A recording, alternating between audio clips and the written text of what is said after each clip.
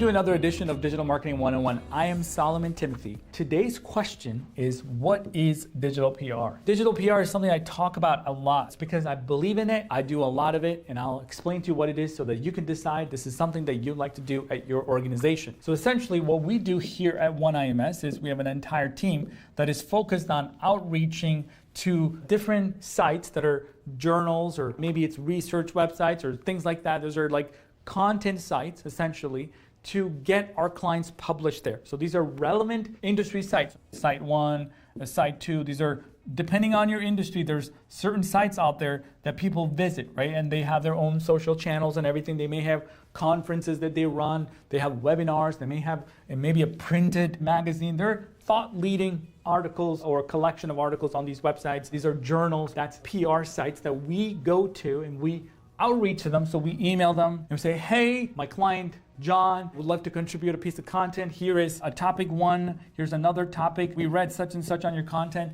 We think it's really suited for your audience. Would you consider accepting this content if we were to write it for you and tell us any of your editorial requirements so that we can actually help you get this content over to you? And they might reply back to you, say, hey, I like this, combine it, or I like the 2, but I want you to skew it a little bit, change it up. The same process over and over, depending on your industry or niche. We're researching, finding websites that are relevant, and so that we can contribute content in exchange for a link, of course, in the byline that goes to our client's website. This process, repeated over and over, delivers high quality links to your site.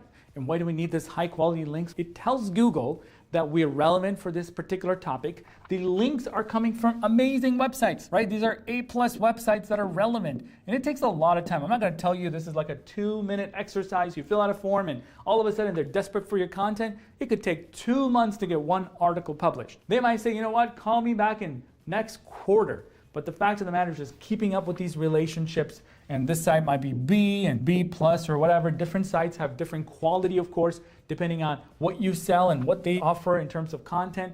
But the relevancy factor is what Google is looking for. Google is looking for the links that you have from where. What is the intent? When they put a link here, if you're a pharmaceutical company, and these blogs are all about the latest medical inventions and changes and how doctors and patients are interacting and what the technology is doing, what are the breakthroughs in medical practices, bam! All those links coming to your website will definitely help you from a ranking perspective